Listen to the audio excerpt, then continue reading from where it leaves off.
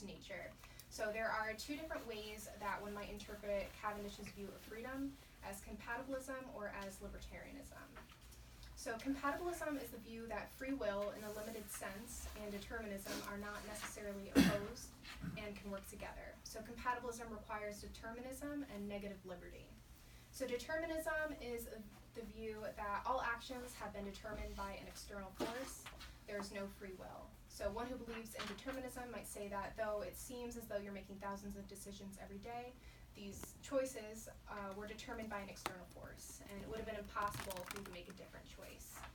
And negative liberty is the view that agents are free when there is nothing preventing them from acting on their will. So for example, if someone is hungry and they desire food, negative liberty says so long as you're not preventing from getting that food, then you are free. So in sum, compatibilism says that though your will has been determined by an external force, so long as you are able to comply with that will, you are free. So some support for this view. So some philosophers hold that Cavendish is a compatibilist, and they argue that there are some passages that seem to demonstrate determinism and others that demonstrate negative liberty. For instance, if you refer to quote 1, nature, the servant of God, to order all things and actions of nature, the one by his immutable will and all-powerful command. So as this passage states that nature must obey God and that God's will is immutable, it may be interpreted to demonstrate determinism. And proponents of this view might cite passages such as, quote 2, the rational are more free and at liberty than the sensitive, which are more encumbered with working on and with the inanimate parts of nature, to argue that she understands freedom in terms of negative liberty. And this is because Cavendish seems to be measuring freedom in terms of how much a thing is hindered to perform its will. So Cavendish expresses this sentiment several times throughout her text, saying that the rational part of matter is, quote, more free than the sensitive. So in a compatibilist framework, if the external power that's imposing its will is a god, then this god must be using coercive power.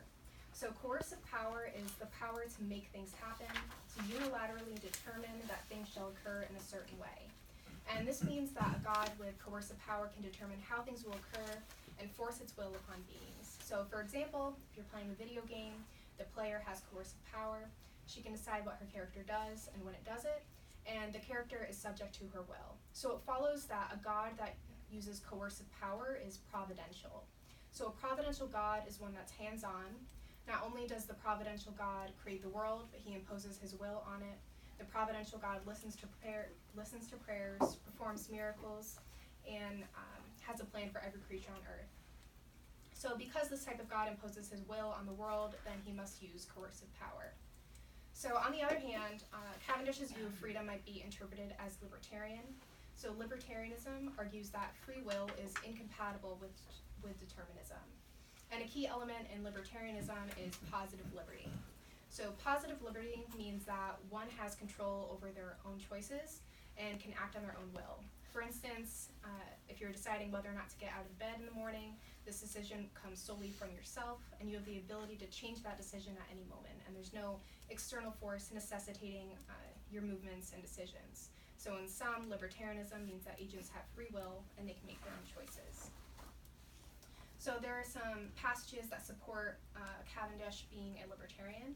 So for example, quote 3, natural self-motions are free and voluntary, and quote 4, nature, which being self-moving, can do no otherwise but take delight in acting, for her actions are free and easy, and not forced or constrained. So both the former and latter quotes demonstrate that Cavendish is describing motion in the positive sense, that matter moves freely. So providentialism is incompatible with libertarianism. If God could interfere with nature and force his will upon creatures, then there would be an absence of choice. And if there's no choice, then there's no positive liberty. And as positive liberty is a key element of libertarianism, it cannot be the case that both libertarianism and a providential God exist in the same universe. Therefore, if it were the case that a God in the libertarian framework interacted with the material world at all, then it would have to be through persuasive power, not coercive power.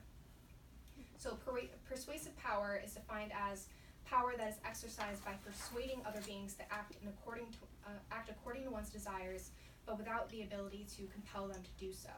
So persuasive power can be likened to a child-parent relationship. A parent can instruct their child to pick up his clothes, but ultimately it's up to the child whether or not they perform the task.